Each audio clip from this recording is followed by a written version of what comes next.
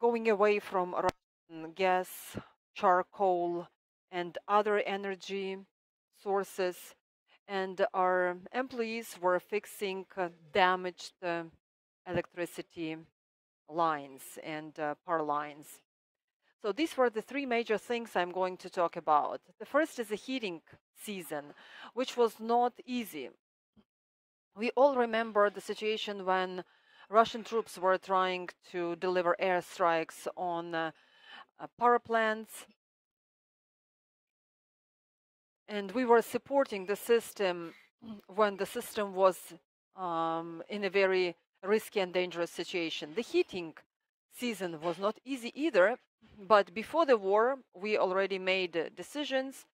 We had enough gas, we had enough charcoal, and we were prepared in terms of equipment, which was maintained properly, up and running. We invested in 3 billion hryvnias into our power plants before the war. Regardless, the airstrikes in Chernihiv and other regions, Ukrainians had heat and electricity in their homes. 3 hours before the war, we stopped delivering Russian and Belarusian energy into Ukraine. We were working in testing mode, but that's already passed. After 2 days, we joined the European energy system, which actually we had to do in 6 or 7 months. But we managed to do that. So the system works, it's fully operational, which allows us not only to talk about the technical synchronization of the system, but also the first export contracts of electricity into Europe. We are already supplying electrical power into Europe, and they have a chance to get away from Russian and Belarusian gas and electricity. We are going to increase the volume of our export. I believe that will be until 600 to 800 megawatts in the near future. I believe this is also going to be great assistance of us, Ukrainians, to our European partners in return for the generosity and hospitality they offer us. Speaking of repairs and maintenance work, we managed to resume the electricity supply to more than 1 million of Ukrainians Ukraine-wide. We have repaired electricity power lines in half of those residential buildings where they were damaged. We still have quite a lot of houses without electricity supply. So altogether, 170,000 residential buildings were without electricity. Half of them already get the electricity back. Unfortunately, we cannot provide electricity to the damaged electricity lines and residential buildings in Donetsk and Luhansk region because it's still the area of active hostilities. There are around 350 villages that are without electricity there. Every day our infrastructure is damaged because of the active hostilities. I'd like to express my gratitude to all employees, all those who are working in the energy sector in Ukraine, who are working hard in order to make sure that Ukrainians have electricity in their homes. I'm talking about Mykolaiv, Kherson, Zaporizhia, Luhansk, Donetsk, Chernihiv, and Kyiv regions.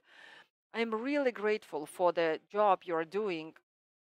Believe me, this is a heroic deed and no less important than the work done by doctors, armed forces of Ukraine, and firefighters. Thank you very much. You are my heroes, and I'm proud to be part of a big family and big team. Are there human losses? Did anybody die in action when they were working, trying to resume electricity? Unfortunately, yes, we did suffer losses. There were a few people who joined the army. Also, 2,500 employees were mobilized. Some of them died. They were killed in action. There were a few who were wounded when they were working. For example, when they were trying to restore the power lines in Kyiv region, a car with 3 employees of our company hit the mine, and they were badly wounded. Another incident, they were trying to fix the accident, and there was a tree that actually was on the electricity line. Whilst they were trying to lift this tree, it turned out that there was an IED, and it exploded, and our employees were wounded. So this is how the troops, Russian troops, are trying to disguise the gifts, the so-called gifts that they are leaving behind. But we are trying to be as careful as possible. We are trying to help the families of those who suffered, and we are trying to be grateful for what they do to us and our people. What's happening with what is the updates on the infrastructure in the east of Ukraine? They say that the situation is dire, it's disastrous. Can it be resumed at all? I believe if people are alive, then we can resume the power lines and all the infrastructure. It, of course, will be time and resource consuming. But we already have experience of resuming stations, utility poles, switchboards, etc. We did it back in 2013, 2014. I believe that now the level of destruction is massive, especially in the last few days, up to a week, because of active hostilities in the east. The infrastructure suffered greatly, and power lines were damaged severely. Speaking of time, we need to restore it. It's relative. For example, in Kyiv, after deoccupation, when we assessed the condition of our power lines, almost 1,600 kilometers of power lines were damaged. 200 stations were almost completely ruined. I believe in Donetsk and Luhansk and Kharkiv, the level of destruction will probably be the same as in Kyiv region. We have a question from our journalists. Let us know this is incredible disasters for your country and destroy the electricity power for the civilian life supply. And obviously, do you have any estimate how much it cost for your company lost in the war right now, and how much it cost you got to be rebuild your electricity power in the future? Thank you.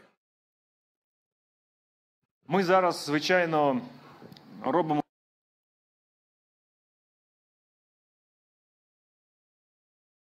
Now we are making preliminary assessments, how much it's going to cost us in order to fix and restore all power lines. First, we need to make proper assessment, and then we can make calculations. But I believe that we are talking about hundreds of millions of dollars. That's only to fix the power lines. I'm not talking about other civilian infrastructure. Power lines sometimes, in some cases, will have to be replaced completely. Also, we will have to fix utility poles, replace utility poles. Sometimes we can fix it, but we are talking about hundreds of millions of dollars, that's for sure. Of course, it will depend how long the war is going to last and how long we are going to have active hostilities in some regions. More questions?